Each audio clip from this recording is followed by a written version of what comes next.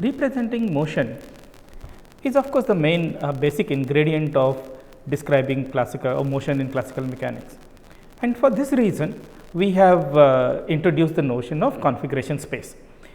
Now, this is not the only way of describing motion. There are of course several different ways that people use. Let me start by first listing out all the possible ways in which motion is described. So, the first one, we of course are familiar, the configuration space is a n dimensional space, and the points in this n dimensional space, they are the generalized coordinates q1 to q1, and I am of course assuming that the number of degrees of freedom in the system is n.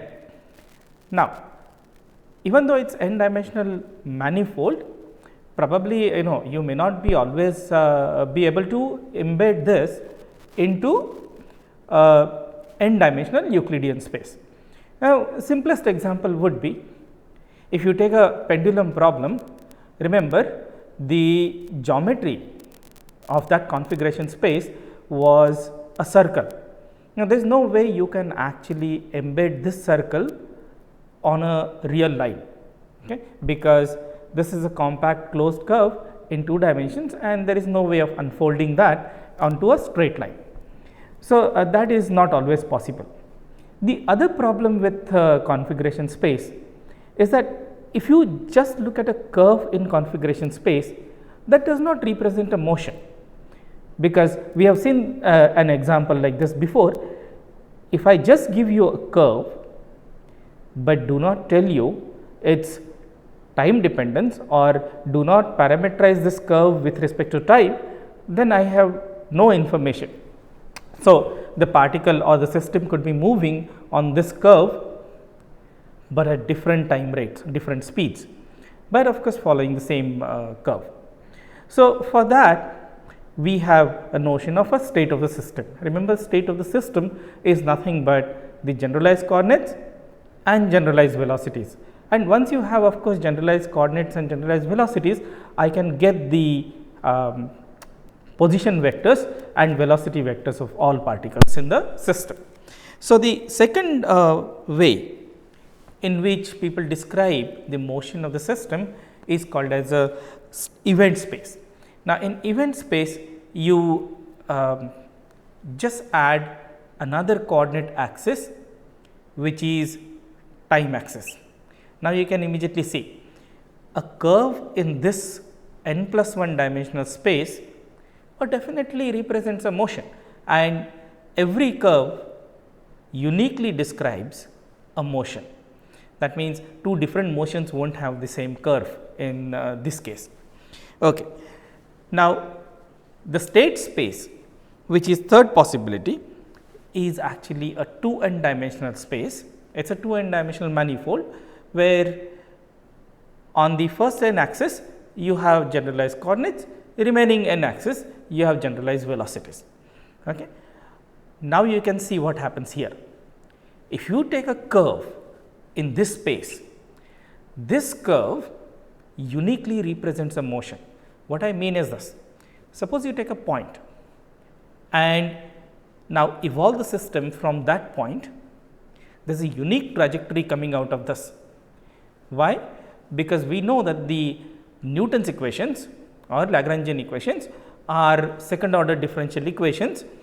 Accelerations are not independent variables. Accelerations are predetermined by the force configuration or forces in the system, which means from one single point in the state space, there is a unique trajectory goes out if the force configuration is given to you. That also means that if you take 2 different trajectories starting from 2 different initial points, these 2 trajectories will never intersect each other, because at the intersection point then the system has 2 possible choices, but that does not happen in Newtonian mechanics. System has a unique determination from a state of the system, which is given by the generalized coordinates and generalized velocities. Another variety is a state time space, and this is simple. You have a state space, add one more coordinate to it, and that is a time coordinate. Not that it seems to add any more information to what is already there in the state space, but this is another way of denoting the motion or describing the motion. And here is the final variety, which is most commonly used in physics. Remember, in physics we use these two spaces very often. One is a configuration space and the other one is a phase space. Now, in phase space, the first n coordinates, they are exactly same. They are generalized coordinates which are q1 to q1 here. Okay. The remaining n coordinates are instead of the generalized velocities are conjugate momenta for each generalized coordinate, where Pj is, of course, we already have defined the conjugate momentum as partial derivative of L with respect to Qj dot. Okay.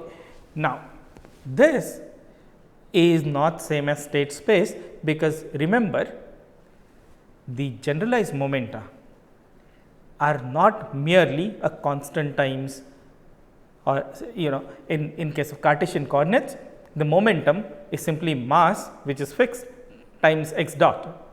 Okay.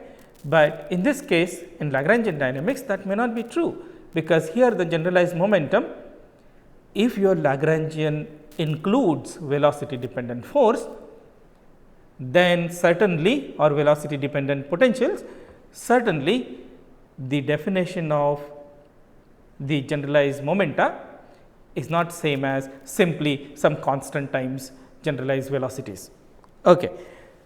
What is going to happen is, in the next week I am going to describe or we are going to learn the Hamiltonian dynamics, and while doing that, it is actually the dynamics on the phase space. So, I will do lot of details when we go to the next week, but today I am just going to introduce this idea by merely taking some examples. We will just see how we plot trajectories in phase space and how they look like for different cases that are of our interest. Okay. See, the first example is that of a free particle. What happens in free particle? The Lagrangian is simply half m x dot square. So, remember, this is 2n dimensional space. The smallest possible case, which is 1 degree of freedom, will have 2 dimensional space, 2 dimensional phase space. If I take 2 dimensional configuration space or 2 degrees of freedom, phase space is 4 dimensional. There is no way I can visualize that on the paper here, and it is also hard to visualize in your own mind, but of course, we do that all the time. But at least for the purpose of these examples, I am going to stick to systems with 1 degree of freedom. Now, for the free particle, the Lagrangian is simply half m x dot square. There is no need to change from Cartesian coordinates. Here, the corresponding momentum, I will just write it as P, is simply m x dot. Okay. And what are the equations of motion? P is constant, and let me write this P as some P naught. And the second equation we can immediately write down, which is x as a function of t. So, basically this is P now is constant in t, x of course will be function of t, which we can write it as P naught by m times t plus some x naught. Okay. So, what happens in our phase space? To just draw one possibility, I will draw x here and P here on this axis. Now, let us start with one point where the momentum is positive and the initial, so P naught is positive, x naught is positive, that would be one point here. Okay. This is P naught and that is your x naught. And what happens to this point, which is representing the state of the system as t evolves? And you can immediately see P of t is constant, which is P naught, and x of t is just linearly depending on t starting from x naught. So, this is in fact nothing but a horizontal line traveling like this. How about starting the same motion from a different initial point? Suppose p is still p naught, but I start the motion from minus x naught. Okay. So, somewhere here there is a minus x naught and you start motion from this point. What will happen? Again the motion will be horizontal or parallel to x axis, keeping the value of momentum constant. It also visits the previous point we had considered, and remember, the moment it visits that point, from that point onwards the trajectory is exactly same as if you were starting the motion from this point. This is not true in configuration space. Remember, once you arrive at a point, different velocities could take you in different directions, okay? Because the information about velocities is not encoded in the configuration space itself. It is there in the tangents drawn to the configuration space, but that is a different story. Now, if I for example take another case where the momentum has a different value, then a trajectory will look like this. And as we have argued earlier, these trajectories do not intersect each other. That means, if my phase space has all the states of the system, I can also plot all the trajectories that are possible here, and that is called as a phase space portrait. Now, all the trajectories will have form like this, they would be like this. It does not matter where the starting point is. Once you choose a starting point, the initial point on one trajectory, and you stay on that trajectory. Okay. What if momentum was negative? If momentum is negative, then you get a point which is in fourth quadrant, assuming that the x naught is positive. But remember, the momentum, which is same in this particular case as the speed, the motion now is towards the negative x direction, which means the trajectory is going to go this way. So, if I continue that trajectory to larger values of x, this is what you would get. And then if I plot all these trajectories together, we get what is called as a portrait of this motion, phase space portrait. So, all the trajectories are plotted here. You can simply choose your initial condition and you can immediately see where the system is going from that point onwards. Okay. One more example. This is an example with constant force. Okay. Constant force means your potential energy is minus k times x, where k is some positive constant. So, what would be our Lagrangian? The Lagrangian is nothing but half mx dot square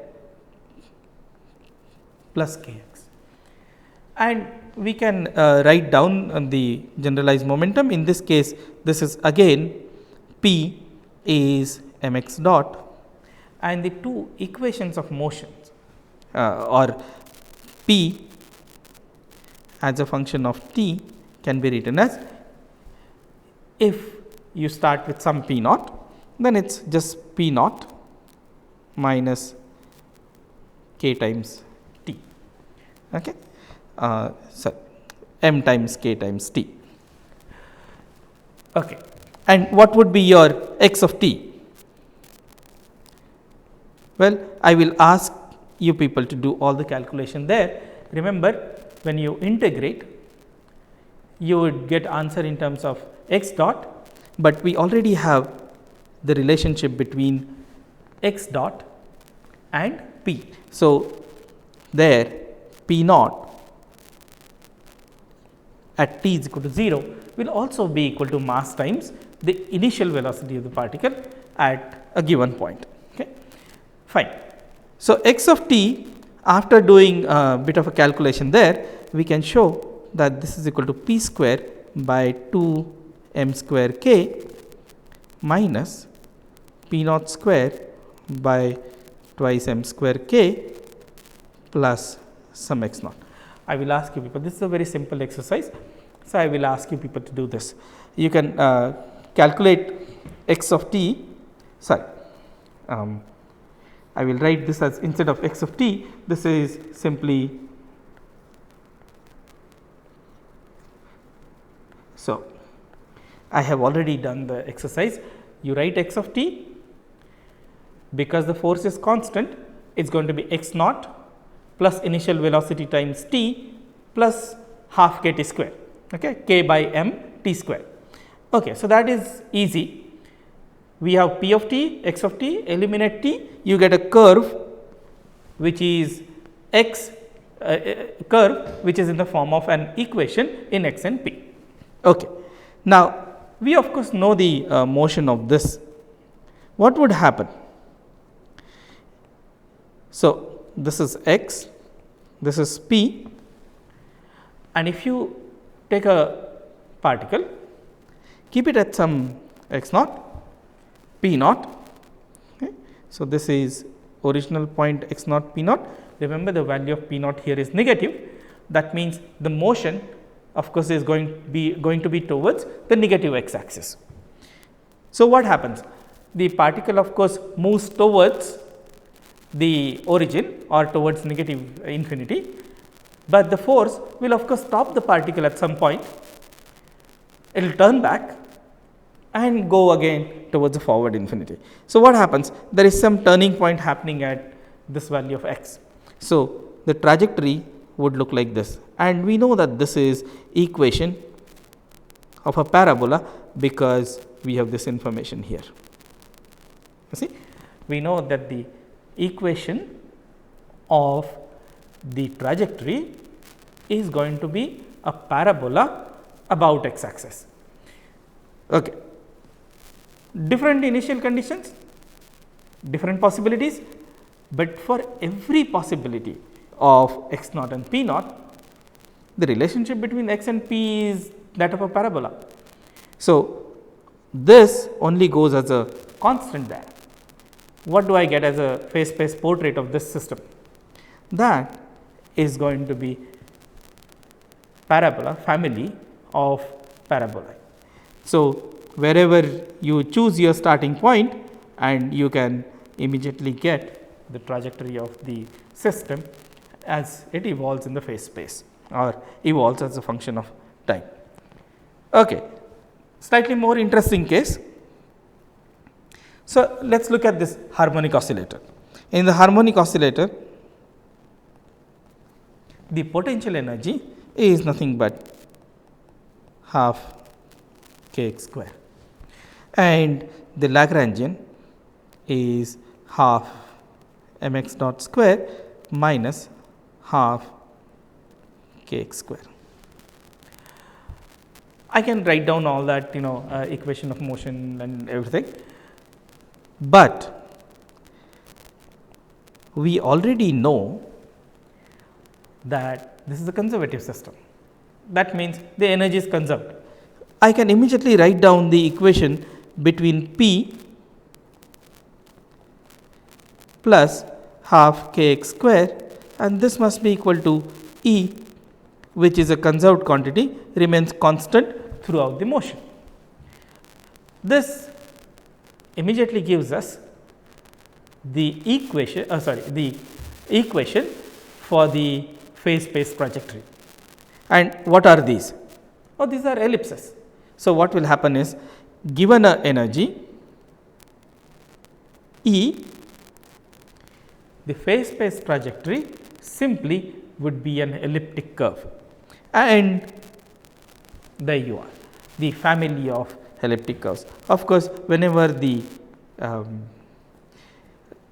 P naught is negative, then you are moving towards left. If your P naught is positive, then you are moving towards right, but because this is an oscillatory motion or a periodic motion, your trajectory is in fact a closed curve. It starts from a point, it will go through a closed curve, in this case it is an ellipse, and come back to the same point here, and it would be it will keep doing this again and again, and of course, you can calculate the time period for this system too. So, these are the family of curves for harmonic oscillator. And remember what happens here. This is a stable equilibrium point. At the stable equilibrium point, the trajectory is just a point.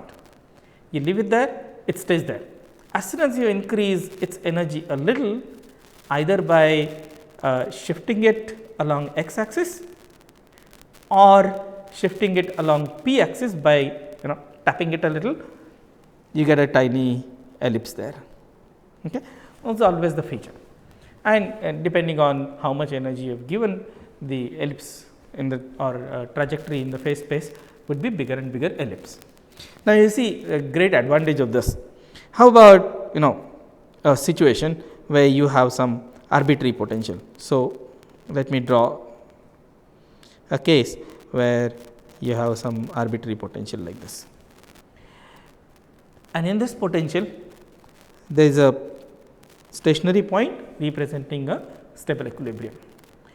Now, if you have stable equilibrium there, I know from my calculus, elementary calculus, that near minimum there is always a small neighborhood in which I can approximate this u of x about. So, if this point is x naught, then u of x is nothing but u of x naught plus half k x square, and plus of course terms which are cubic or higher in the problem. But there is, we can always find a small interval where u, the potential, is similar to that of the harmonic oscillator. What kind of trajectories you would get here? At least in that small interval there, suppose this is the interval where this is the neighborhood in which the potential can be approximated by the quadratic potential, then great. Here at least up to this point we have elliptic trajectories. What will happen if you increase the energy? Well, you can see from the potential that I still have a periodic motion, but it is not harmonic motion. What does that mean? In terms of the phase space trajectories, those trajectories will still be simple closed curves, but they will not be ellipse. Now, that is okay, but we still get a form or the nature of the trajectories around the equilibrium. What will happen if instead of this being a stable equilibrium is an unstable equilibrium?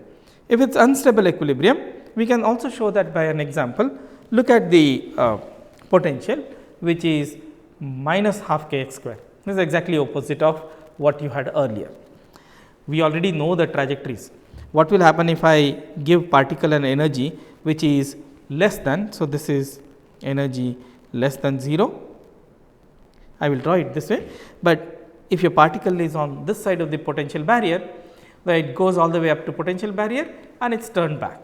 Same on this side, the particle will hit the potential barrier and will be turned back. And of course, if you give energy which is larger than 0, then the particle, if it starts from negative infinity or somewhere at negative point, it will come towards origin, slow down, but of course, it will further continue towards the positive side in that direction. What kind of trajectories we are expecting here? So, we can write this as, I will show you one trajectory and then we will look at the phase space portrait of this. One trajectory, if you start from some point here, the total energy is still conserved quantity. So, the equation is p square by 2 m. Now, instead of plus, I have minus half k x square is equal to energy which is constant. Right. What is this equation of? It is a hyperbola. So, what we going to get is in fact a hyperbola, and it will stay between these two directrix, okay, something like this. So, let me draw all possible trajectories that are there. So, here is the portrait of the entire thing. What would happen if you start here? This is energy less than 0, then the particle is turned back and then it goes back to infinity, positive infinity. Same thing in these cases, if you have a particle which is sent from a large negative distance towards the origin, it comes somewhere close to the, starting point would be somewhere here because the momentum is positive. This one will travel towards this turning point, and from turning point it turns back towards the negative infinity. But what happens when your energy is greater than 0? That is when a particle which starts from negative x value, then of course is not turned back. Its velocity or momentum decreases to some minimum value, and then once it crosses that point, it again is accelerated further, because on this side the force is this way, on this side the direction of the force is this way. Okay. So, there are these two different kinds of motions, one where you have turning points and the other one which actually just pass through. Okay. This section here is E less than 0. So, this section here is E less than 0, this section here is E less than 0. The trajectories drawn in magenta, they are E greater than 0, and this also is E greater than 0. So, there are clear distinction between two kinds of trajectories there. Okay. But then what happens at the origin? Origin is a point where the trajectories seem to meet each other. In this case, the particle, when it sits at origin, which is basically here, and if it does not have any energy, that means energy is equal to 0. In that case, this is a special case. What happens to the particle? Oh, it just stays put there. How can I move this particle away from that? Oh, if I move this particle to the right on the x direction, what happens? As soon as you move this particle to right, oh, you actually have shifted the particle to another trajectory of the blue kind, where energy is less than 0. Or instead, if you disturb the particle by tapping it a little and giving it small positive velocity or positive momentum, you would have shifted this particle to another trajectory of magenta kind or E is greater than 0 kind, and this particle will. So, as long as it sits at the origin, it does not move from there. So, even though it seems that there are trajectories which are crossing here, there is no crossing actually. The particle just sits there. But what would happen, suppose if I send a particle from this point with E is equal to 0. Okay. If I send the particle from here with E is equal to 0, then we immediately know what we must have. Remember, then P square must be equal to m k x square. Now, you can see here that the initial conditions here are such that, or we are in the second quadrant, which means P is positive, x is negative. So, when I take square root of this, this is m dx by dt will be equal to m square root of m k x, okay, but with a minus sign.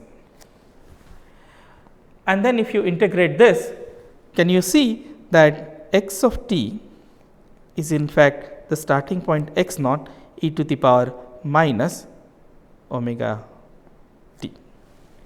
And what does this mean? where omega is some function of m and k. What does this mean? The particle goes towards the origin, but it will never reach the origin in finite amount of time. So, it goes closer and closer. As it goes closer and closer, it slows down and it actually never reaches that point. Okay. So, these red lines, these are special, these are called as separatrix, because they separate the regions of different kinds of motion, and they seem to meet at this critical point. I will call that point as critical point, but they actually aren't meeting there. Okay. All right, one more example. A simple pendulum, it's like a pendulum which is hanging from here with length L, and we will assume that it is a rigid string. So, that this pendulum is free to move on this circle, and it goes from so this is theta axis, theta goes from minus pi to plus pi, and for continuity, when the particle goes up to the top to the pi, we will also extend that beyond pi and show it in terms of, and there is a gravity, which means the potential energy u of x, sorry, u of theta is given by mg L 1 minus cos theta. Okay. How does this look like?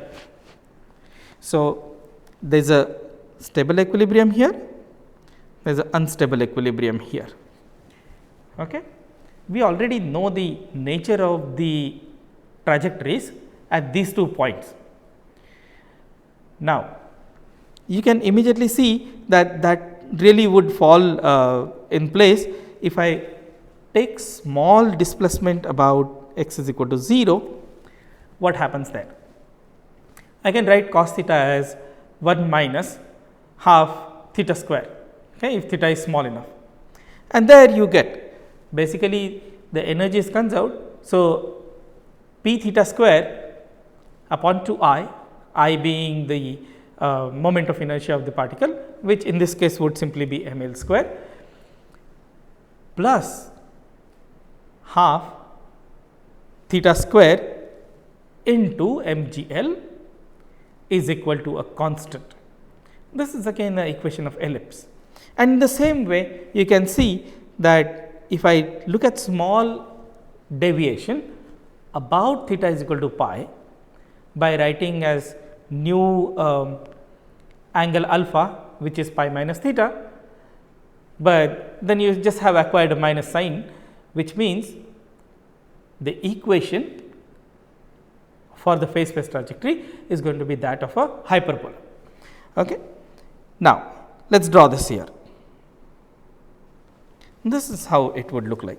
So, this is your pi, remember this is a theta axis, this is p theta, this is pi, and this is theta is equal to 0. About theta is equal to 0, as expected, you would get trajectories which are elliptic. Near this, remember the trajectories will be hyperbolic, but what happens in between? In between, of course, very close to this you have ellipse. As you go slightly away from there, remember now of course, this is not same as harmonic oscillator potential. So, they will not be ellipses, but they will still form a simple closed curves. Okay. And then there is a separatrix which represents energy which is exactly equal to this unstable, the height of this unstable equilibrium, okay, or potential at the unequilibrium. And if your energy is larger than that, then what do you get? So, the particle has enough energy, it goes to the top, and instead of turning back somewhere halfway through, it actually crosses the top point. So, what kind of trajectories you would get here? They are circular motion. And what kind of trajectories you get inside this? These are oscillatory motions. And your red lines separate these two kinds of trajectories, which I have shown in two different colors. Okay. So, this is how a phase space portrait look like. Let me summarize again. So, in the phase space, we plot points whose coordinates are given by, it is a 2n dimensional. So, it is a 2n tubelet. First n coordinates are the generalized coordinates and the remaining n coordinates are the generalized momentum. And then here the motion is represented again by a trajectory. These trajectories are unique for a motion. Two different motions will never have the same trajectory, and that also has a consequence that the trajectories do not intersect each other. And then we can plot all possible trajectories in one single picture, and that is called as phase space portrait of the motion of the system. Okay. So, we will wrap this week now, and in the next week we will start with the Hamiltonian formulation. See you then.